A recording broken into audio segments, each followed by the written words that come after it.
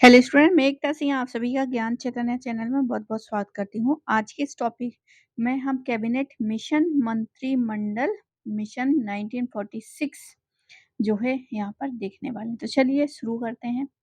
19 फरवरी 1946 को ब्रिटिश प्रधानमंत्री एटली ने भारत की समस्या के हल के लिए एक 3 सदस्यीय उच्च स्तरीय संसदीय दल कैबिनेट मिशन भेजने का निर्णय लिया। इस संसदीय दल में ब्रिटिश कैबिनेट के 3 सदस्य लॉर्ड पैट्रिक लॉरेंस भारत सचिव थे। सर स्टेफर्ड क्रिप्स बोर्ड के अध्यक्ष थे। एवी अलेक्जेंडर एडमिरल्टी के प्रथम लॉर्ड और नौसेना मंत्री शामिल थे। कैबिनेट मिशन के अध्यक्ष लॉर्ड पैट्रिक लॉरेंस थे। एटली ने बताया कि इस मिशन के 3 काम होंगे। कौन-कौन से होंगे? सबसे पहले है ब्रिटिश भारत के निर्वाचित प्रतिनिधियों के साथ और देशी रियासतों के साथ प्रारंभिक वार्तालाप ताकि संविधान बनाने के तरीके के बारे में लोग ज़्यादा से ज़्यादा सहमत हो सकें। दूसरी दूसरी जो काम था वो संविधान निर्मात्री सभा की स्थापना करना और तीसरी है ऐसी कार्यकारिणी परिषद स्थापित करना जिसका समर्थन भारतीयों के प्रमुख दल करते हों। संक्षेप में इसका कार्य भारत को शांतिपूर्ण सत्ता हस्तांतरण के उपाय तलाशना व संविधान तैयार करने की कार्य प्रणाली तय करना था। कैबिनेट मिशन 24 मार्च 1946 को भारत आया। कैबिनेट मिशन के भारत आगमन के समय कांग्रेस का अध्यक्ष मौलाना आजाद था।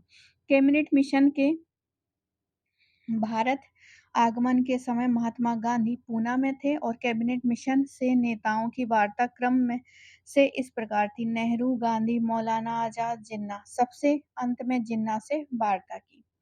कैबिनेट मिशन ने समझौते के प्रयास में शिमला में त्रिदलीय सम्मेलन बुलाया और त्रिदलीय सम्मेलन में कांग्रेस की ओर से मौलाना आजाद जो इस समय कांग्रेस के अध्यक्ष थे, जवाहरलाल नेहरू व सरदार पटेल मुस्लिम लीग की ओर से जिन्ना, नवाब इस्माइल खां और लियाकत अली खां तथा सरकार की ओर से गवर्नर जनरल व मिशन के तीनों सदस्य सम्मिलित हुए थे।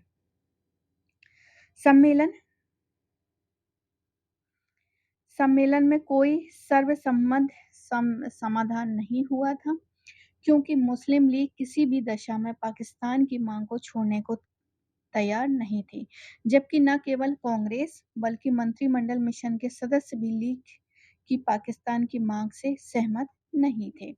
मिशन ने 16 मई 1946 को अपने प्रस्तावों की घोषणा की। ये घोषणाएं मुख्यतः 4 भागों में बांटी जा सकती हैं।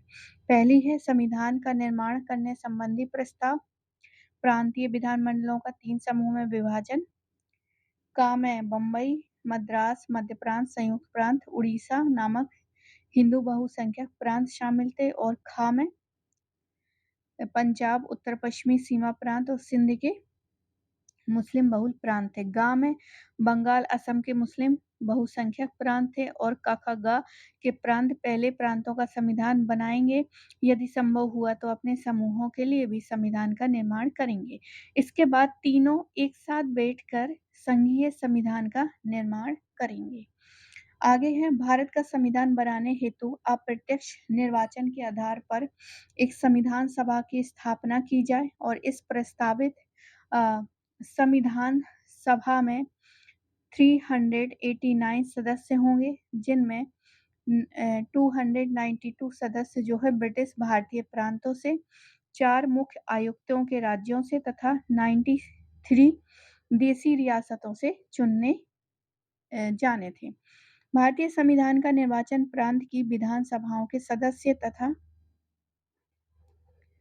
प्रांत की जनसंख्या के अनुपात के आधार पर आनुपातिक प्रतिनिधित्व किया जाएगा। सामान्यतया 10 लाख की आबादी पर एक प्रतिनिधित्व होगा। देशी रियासतें संविधान सभा में अपने प्रतिनिधियों को मनोनीत करेगी। भावी शासन तंत्र से संबंधित प्रस्ताव, इसमें त्रिस्तरीय शासन व्यवस्था का प्रावधान किया जाएगा। ब्रिटिश भारत व देशी रियासतों का एक संघ होगा और इस संघ के पास जो है विदेशी मामले मामले, रक्षा, संचार पर भी नियंत्रण होगा। संघीय विषयों के अलावा शेष विषयों एवं अवशिष्ट शक्तियाँ प्रांतों के पास ही रहेंगी और हर प्रांत की पृथक-पृथक कार्यपालिका व विधायिका होगी तथा उसे समूह बनाने का अधिकार होगा। प्रत्येक समूह को अपने प्रांतीय विषयों पर निर्णय लेने का अधिकार होगा। केंद्रीय व्यवस्थापिका में सांप्रदायिक प्रश्नों पर निर्णय दोनों समुदायों के उपस्थित एवं मत देने वाले सदस्यों के सामान्य बहुमत के आधार पर किया जाएगा। आगे है, कोई भी प्रांत संविधान लागू होने के 10 वर्षों बाद अपनी विधानसभा में बहुमत के निर्णय द्वारा संविधान पर पुनर्विचार करा सकेगा। तीसरा है, पाकिस्तान निर्माण की मांग अस्वीकृत। पाकिस्तान के गठन की मांग अस्वीकृत कर दी गई क्योंकि इससे सांप्रदायिक अल्पसंख्यकों की समस्या का समाधान नहीं हो रहा था। बड़ी संख्या में गैर मुस्लिम जनसंख्या भी पाकिस्तान में ही रह जाती तथा मुसलमानों की बड़ी आबादी भारत में रह जाती। विभाजन से प्रशासनिक, आर्थिक व संचार समस्याएं भी हो सकती थी क्योंकि पाकिस्तान के पूर्वी व पश्चिमी भाग एक दूसरे से 200 किलोमीटर से अधिक दूर थे।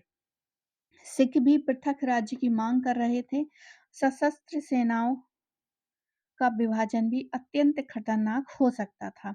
कैबिनेट मिशन में समूह व्यवस्था व प्रांतों का विभाजन मुस्लिम लीग को संतुष्ट करने के लिए ही किया गया था ताकि मुस्लिम बहुल प्रांतों में मुस्लिम पूर्ण स्वायत्तता का उपभोग कर सकें व लीग को पाकिस्तान का सार प्राप्त हो सके।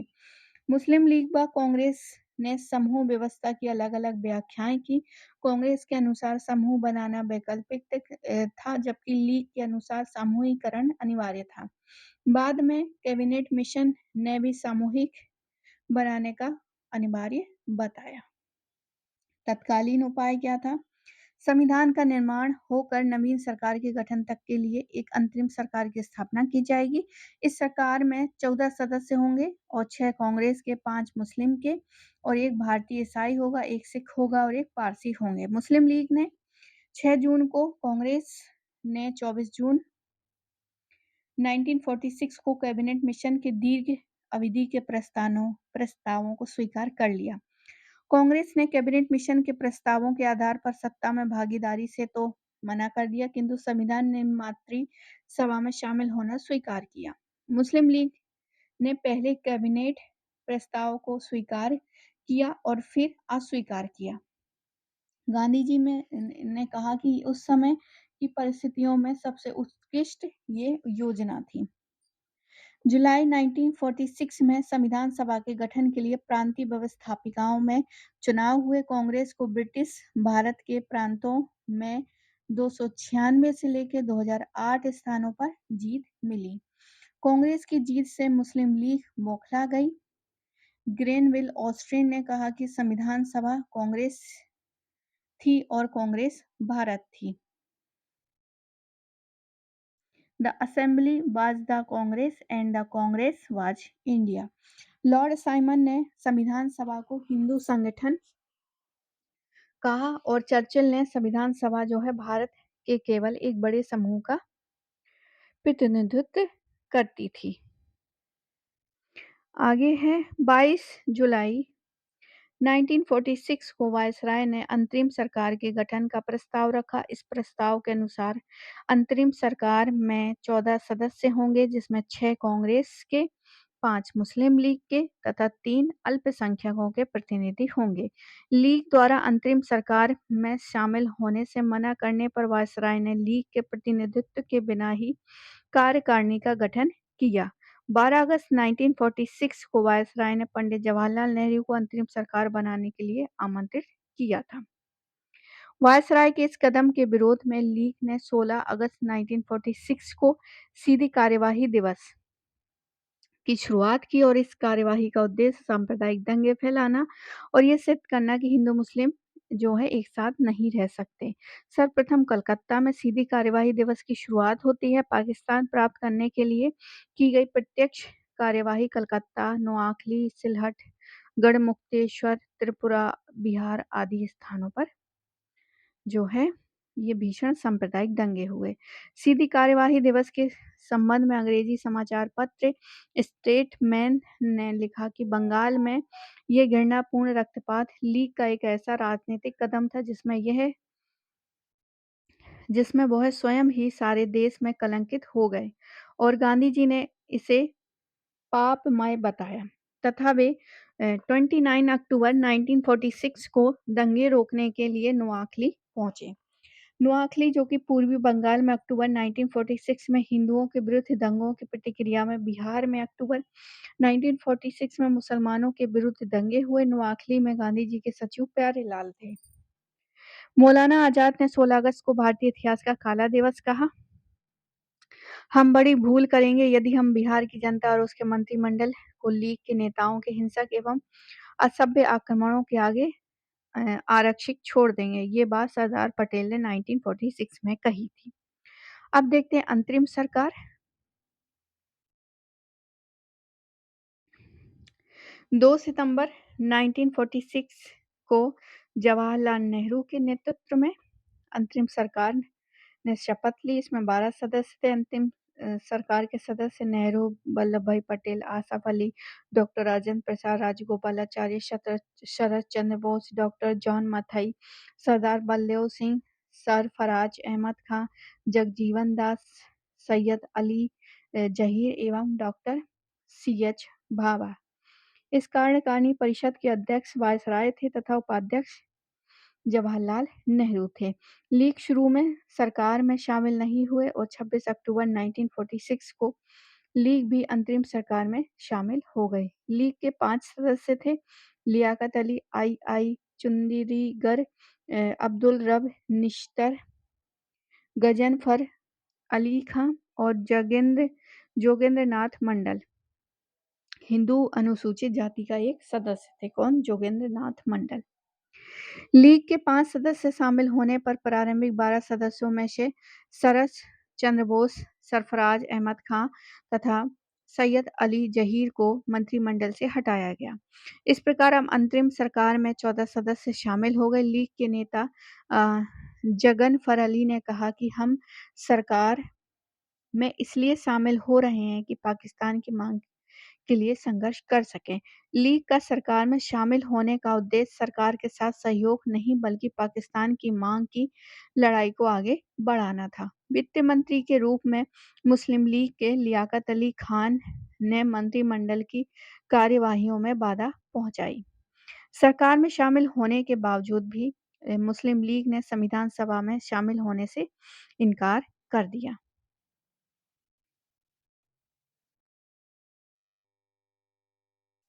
तो यहाँ पर अंतरिम मंत्रिमंडल में कुछ लोग थे जैसे कि जवाहरलाल नेहरू कार्यकारिणी परिषद के उपाध्यक्ष, विदेशी मामले एवं राष्ट्रमंडल, वल्लभ भाई पटेल गृह सूचना प्रसारण इनके उसमें थे, बलदेव सिंह रक्षा मंत्री थे, राजेंद्र प्रसाद खाद्य और कृषि, लियाकत अली खां वित्त, आसफ अली रेलवे, श्री राजगोपालाचारी शिक्षा, जगजीवन राम श्रम से संबंधित थे, अब्दुल रब निश्तर संचार से थे, जगनफर अली खां स्वास्थ्य, आई चुगंदरीगर वाणिज्य, जोगेंद्रनाथ मंडल विधि, सी.एच. भाभा कार्य खान एवं बंदरगाह, जान मथाई उद्योग एवं तथा आपूर्ति।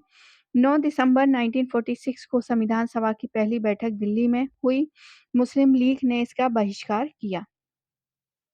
लीग द्वारा लगातार हो रहे संविधान सभा के बहिष्कार के बाद ब्रिटिश सरकार ने यह निर्णय लिया कि संविधान सभा के निर्णय मुस्लिम बहुल इलाकों पर लागू नहीं होंगे। मुस्लिम लीग के असहयोग से तंग आकर मंत्रिमंडल के 9 कांग्रेसी सदस्यों ने फरवरी 1947 में वायसराय को पत्र लिखकर मांग की कि वे लीग के सदस्यों को त्यागपत्र देने को कहें अन्यथा वे इस्तीफा दे दें। सरदार पटेल ने भी लीग के असहयोगात्मक रवैये से तंग आकर कहा कि अब जिन्ना विभाजन चाहे या न चाहे किंतु अब हम विभाजन चाहते हैं। एटली योजना 20 फरवरी 1947 तो 20 फरवरी 1947 को ब्रिटिश प्रधानमंत्री क्लीमेंट एटली जो कि लेबर पार्टी से ने हाउस ऑफ कॉमन्स में ये घोषणा की कि अंग्रेज 30 जून 1948 को भारतवासियों को सत्ता सौंप देंगे। एटली ने लॉर्ड वेवेल के स्थान पर लॉर्ड माउंटबेटन को भारत का वायसराय नियुक्त किया। लॉर्ड वेवेल ने भी एक ब्रेकडाउन प्लान के तहत 31 मार्च 1947 को अंग्रेजों को भारत छोड़ने का सुझाव दे दिया। 22 मार्च 1947 को लॉर्ड माउंटबेटन भारत के 37वें और अंतरिम गवर्नर जनरल के रूप में भारत को अतिशीघ्र स्वतंत्रता देने के उद्देश्य से आए। लॉर्ड माउंटबेटन को भारत में सत्ता हस्तांतरण करने के लिए भेजा था। साथ ही में यथासंभव उन्हें भारत को संयुक्त रखने की विशेष हिदायत दी गई थी। यद्यपि उनमें इस बात के लिए भी अधिकृत किया गया कि भारत की परिवर्तित परिस्थितियों के अनुरूप निर्णय ले। गांधी जी ने माउंटबेटन से प्रथम मुलाकात 31 मार्च 1947 को की तथा उन्हें सुझाव दिया कि अंतरिम सरकार पूर्ण रूप से लीग के नेता जिन्ना को सौंप दे, जिससे भारत में सांप्रदायिक दंगों को रोका जाए। तो गांधी जी ने ये सुझाव दिया था। सत्ता हस्तांतरण के क्रम में माउंटबेटन 24 मार्च 1947 से लेकर 15 अप्रैल 1947 के बीच जो है भारतीय नेताओं के इस क्रम में मिली। पहले नेहरू, फिर गांधी, फिर पटेल और जिन्ना। माउंटबेटन ने 15 अगस्त 1947 को भारतीयों को सत्ता सौंपने का दिन निर्धारित कर दिया। माउंटबेटन योजना व 3 जून योजना ये देखते हैं। तो 3 जून 1947 को माउंटबेटन ने भारत के विभाजन के साथ सत्ता हस्तांतरण की योजना प्रस्तुत की। इसे माउंटबेटन योजना या 3 योजना भी कहते हैं। माउंटबेटन की अध्यक्षता में बनी विभाजन परिषद में कांग्रेस का प्रतिनिधित्व नेहरू एवं पटेल ने किया था। 3 जून योजना की घोषणा ब्रिटिश प्रधानमंत्री एटली ने हाउस ऑफ कॉमन्स में 3 जून 1947 को की थी। माउंटबेटन योजना के प्रमुख प्रारूप निम्नलिखित हैं। सबसे पहले है पंजाब व बंगाल में प्रांतीय विधानमंडल के 2 भाग होंगे, एक में मुस्लिम लीग जिलों के व दूसरे में बाकी जिलों के प्रतिनिधि होंगे। मुस्लिम बहुल क्षेत्रों में प्रतिनिधियों को यह तय करना था कि वे भारत में रहेंगे या पाकिस्तान में शामिल होंगे। विभाजन की स्थिति में 2 राज्यों व 2 संविधान सभाओं का निर्णय किया जाएगा। पंजाब, बंगाल व असम में विभाजन हेतु सीमा आयोग का गठन किया जाएगा। उत्तर पश्चिम सीमा प्रांत व असम के सिलहट जिले में जनमत संग्रह द्वारा तय होना था कि वे पाकिस्तान में मिलना चाहते हैं या नहीं। सिंध व बलूचिस्तान में प्रांतीय विधानमंडल को यह निर्णय सीधे लेना था। देशी रियासतों को स्वतंत्र रहने के लिए अधिकार नहीं दिया गया और उन्हें भारत और पाकिस्तान में जो है राज्य में ही शामिल होना था। किंतु हैदराबाद पाकिस्तान में शामिल होने की मांग अस्वीकार कर दी गई। 15 अगस्त 1947 को यानी 72 दिन बाद भारत और पाकिस्तान को डोमिनियन स्टेट के आधार पर सत्ता का हस्तांतरण किया जाएगा।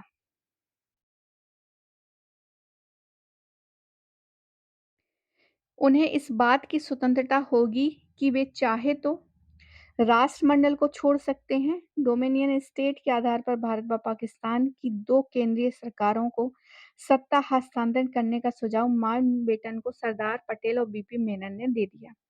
मौलाना आजाद और पुरुषोत्तम दास टंडन ने इस योजना का विरोध भी किया था।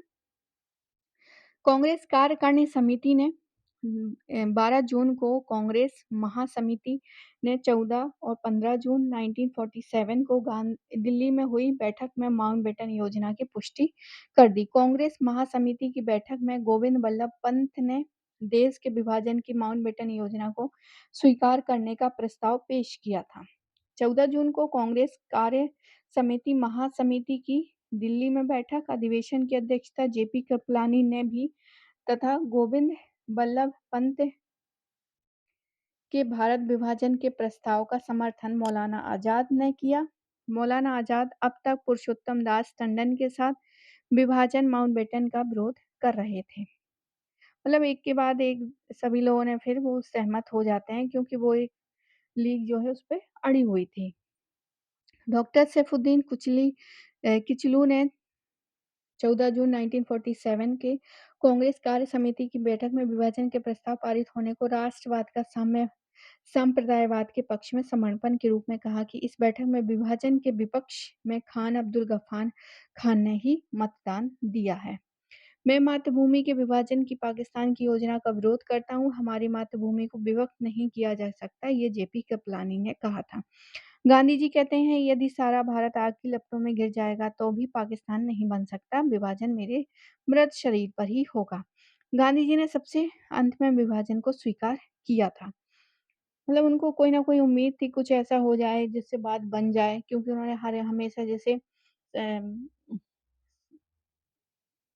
पूना पंचायत जो है उसमें काफ़ी रोल उसमें निभाया था, तो उनको कहीं न कहीं लग रहा था कि ये बात बन जाएगी, विभाजन नहीं होगा। लेकिन फिर धीरे-धीरे सभी लोग मान जाते हैं और आखिरकार गांधी जी भी मान जाते हैं और जून 1947 में कांग्रेस कार्य समिति की बैठक में गांधी जी ने विभाजन स्वीकार कर लिया, जबकि पुरुषोत्तम दास टंडन ने इसका विरोध किया था और वहाँ पे खान अब्दुल गफ्फार ने भी मतदान जो है विरोध में ही किया था।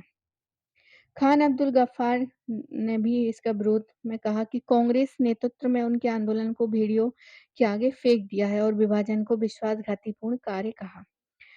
बादशाह खान ने कहा कि भारत और पाकिस्तान में शामिल होने की बजाय स्वतंत्र पख्तूनिस्तान बनाएंगे।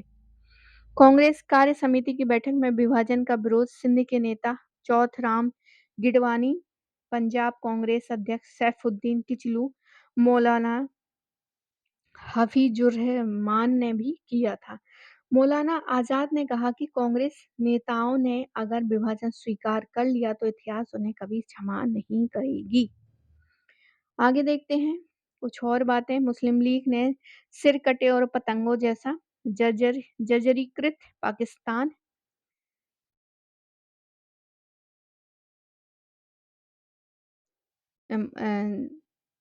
जिन्ना के शब्दों में स्वीकार कर लिया।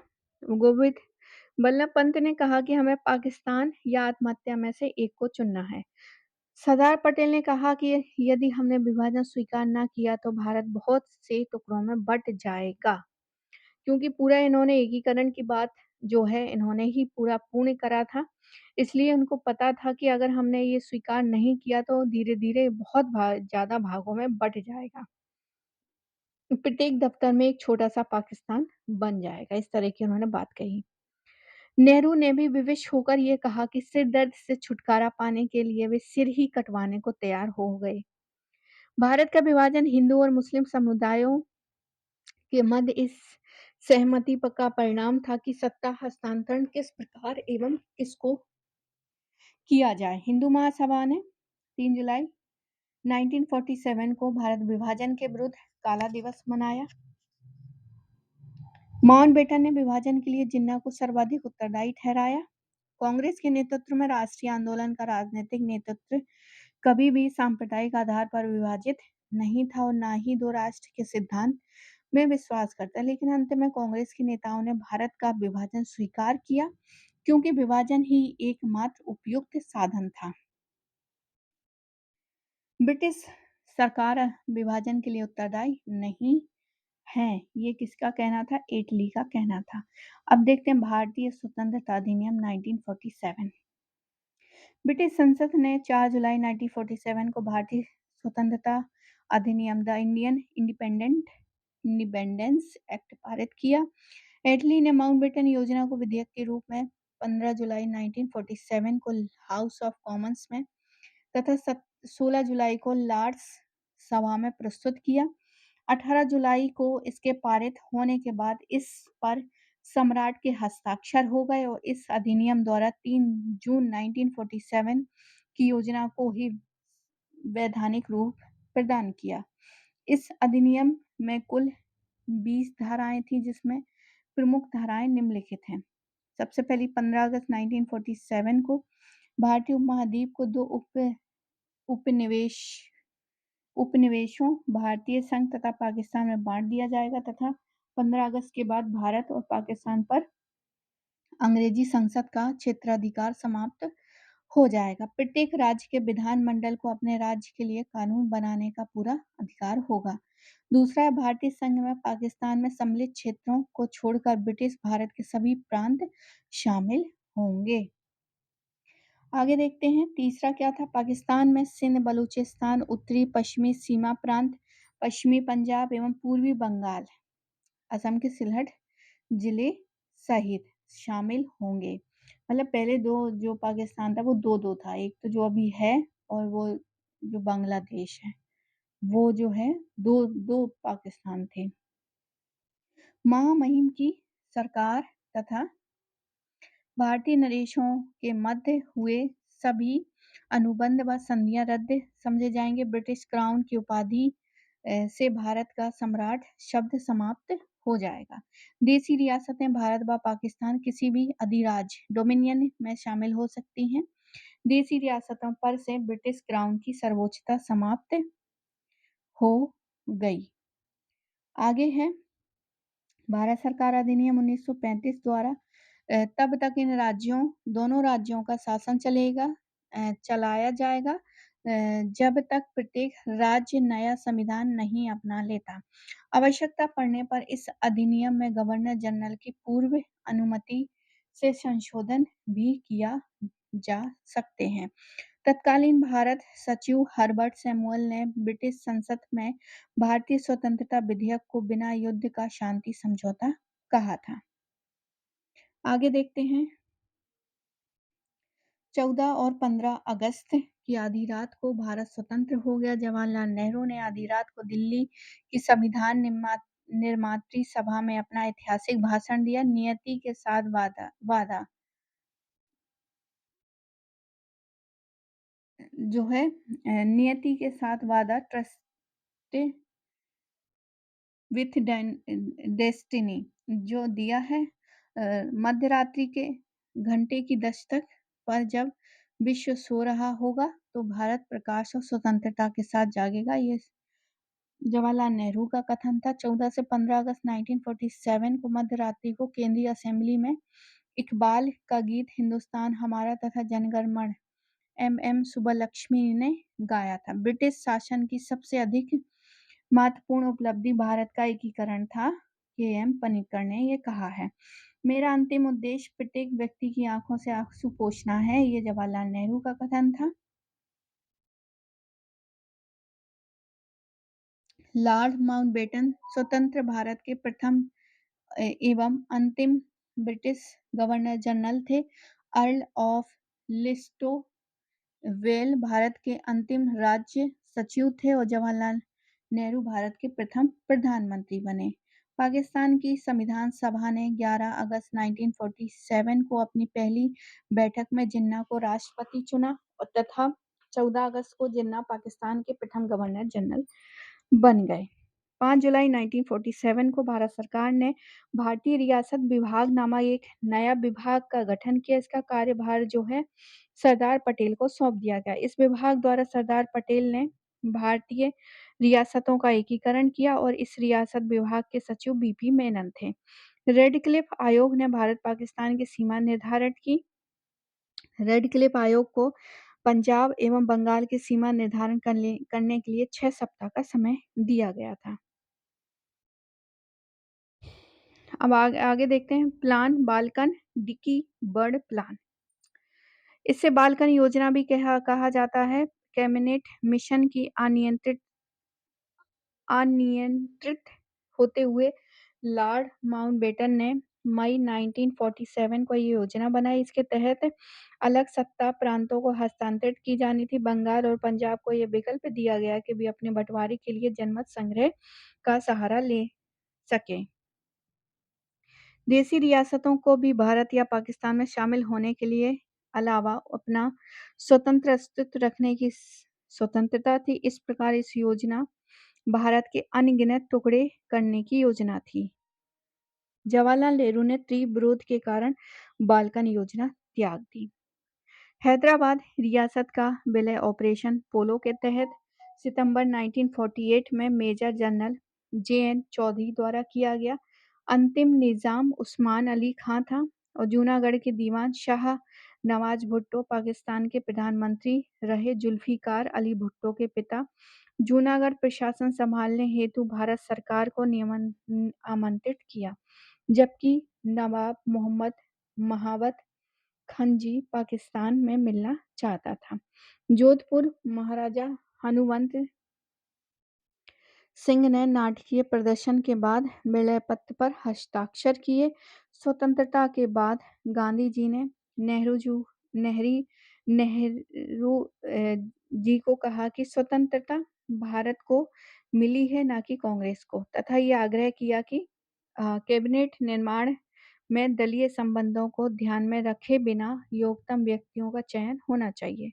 स्वतंत्रता प्राप्ति के बाद गांधी जी ने सुझाव दिया कि भारतीय राष्ट्रीय कांग्रेस को समाप्त कर देना चाहिए। स्वतंत्रता के समय गांधी जी कांग्रेस के सदस्य नहीं रहे।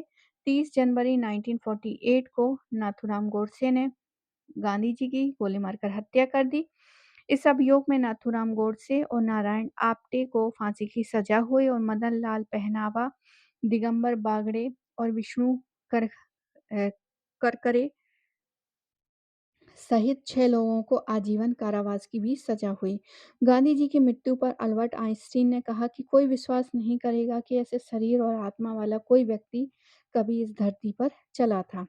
गांधी की मृत्यु पर नेहरू ने कहा, हमारे जीवन से प्रकाश चला गया है। भाषाई राज्यों के उग्र समर्थन को शांत करने के लिए कांग्रेस ने दिसंबर 1948 में एक 3 सदस्यीय समिति नियुक्त की, जिसे जेवीपी समिति कहा जाता है। इसके 3 सदस्य थे, जवाहरलाल नेहरू, सरदार पटेल, पट्टाभी सीतारामैया। इस समिति ने भाषाई आधार पर राज्यों के पुनर्गठन की सलाह दी थी। राजगोपालाचारी ने भाषाई आधार पर पुनर्गठन का विरोध किया था। तो ये पूरा यहाँ तक जो है हो गया है। अब 1-2 टॉपिक बचे हैं, जैसे कि भारत का संवैधानिक विकास, और भी जो है वो अगले वीडियो में हम देखेंगे। तो आई होप आपको ये वीडियो पसंद आया होगा। पसंद आया तो प्लीज़ लाइक करें, शेयर करें, सब्सक्राइब करें। मिलते हैं हम अगले वीडियो में। पूरा वीडियो देखने के लिए आप सभी का बहुत-बहुत धन्यवाद।